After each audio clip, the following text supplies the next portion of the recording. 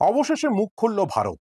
ট্রাম্পের ট্যারিফ হুমকির পাল্টা দিতে গিয়ে পশ্চিমী দেশগুলির দ্বিচারিতার মুখোশটা টেনে নামিয়ে দিল মোদি অ্যান্ড টিম। 30শে জুলাই ভারতের ওপর 25% ট্যারিফ ঘোষণা করেছিলেন অলমাইটি মার্কিন প্রেসিডেন্ট ডোনাল্ড ট্রাম্প। সঙ্গে ছিল পেনাল্টিও।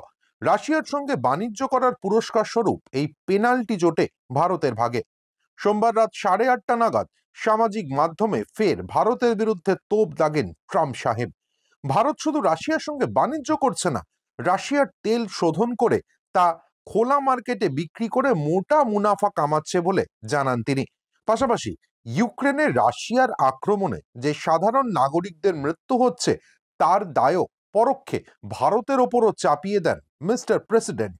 এর শাস্তিস্বরূপ 25% ট্যারিফের পরও আরও শক্ত পদক্ষেপ নেওয়ার হুঁশিয়ারি দেওয়া হয়েছে ট্রাম্পের তরফে। এদিকে হোয়াইট হাউসের অন্দরে কান পাতলে শোনা যায় এই মর্মে মার্কিন কংগ্রেসে একটি বিল আসতে চলেছে। রাশিয়ার সঙ্গে বাণিজ্য করলে 500% পর্যন্ত ট্যারিফ চাপানোর কথা এই বিলে থাকবে বলে জানা যাচ্ছে। প্রেসিডেন্ট ট্রাম্পের এই পোস্টের পর এক বিজ্ঞপ্তি জারি করে ভারতের বিদেশ মন্ত্রকের মুখপাত্র রণধীর জয়সওয়াল এই বিবৃতি প্রকাশ করেন, যা ছত্রে ছত্রে রয়েছে কটাক্ষ। যে ইউরোপীয় ইউনিয়ন ভারতে নায়রা এনার্জি সহ একগুচ্ছ অয়েল রিফাইনারির ওপর স্যাংশন চাপিয়েছে রাশিয়ান তেল আমদানির জন্য, তারা গত বছর অর্থাৎ 2024 সালে 67.5 বিলিয়ন ইউরোর পণ্য আমদানি করেছে রাশিয়া থেকে। 17.2 বিলিয়ন ইউরো সার্ভিস ইম্পোর্ট করা হয়েছে 2023 সালে।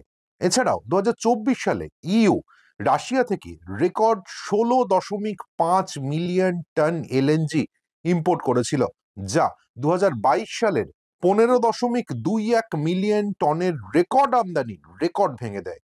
তবে শুধু এনার্জি প্রোডাক্টই নয়, ইউরোপীয় ইউনিয়ন রাশিয়া থেকে সার, খনিজ পদার্থ, chemical, steel, machinery, transport equipment সহ বিভিন্ন জিনিস আমদানি বাড়িয়ে দিয়েছে যুদ্ধ চলাকালীন। শুধুমাত্র ইউই কেন, এই বিষয় পিছিয়ে নেই বিশ্বের হেডমাস্টার সেজে বসে থাকা আমেরিকাও।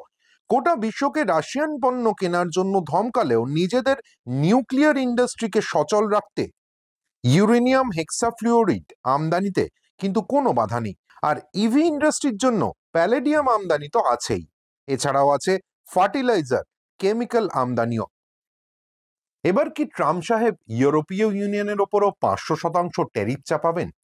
আর আমেরিকার ওপরও 500% ট্যারিফ চাপানো উচিত, কারণ আমেরিকারও ইউক্রেনের সাধারণ মানুষের অবস্থা নিয়ে কিছু যায় আসে না, আর তারাও রাশিয়াকে যুদ্ধে সাহায্য করছে।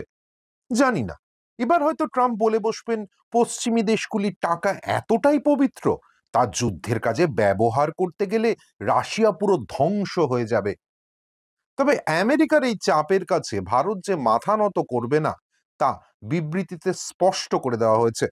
আমেরিকার এই ট্যারিফ জুজুকে অন্যায় ও অযৌক্তিক বলে বিবৃতিতে প্রকাশ করেছে ভারত সরকার। পাশাপাশি ভারত যে তার জাতীয় স্বার্থ এবং অর্থনৈতিক নিরাপত্তা নিয়ে কোনো আপোষ করবে না তা স্পষ্ট করে দেওয়া হয়েছে।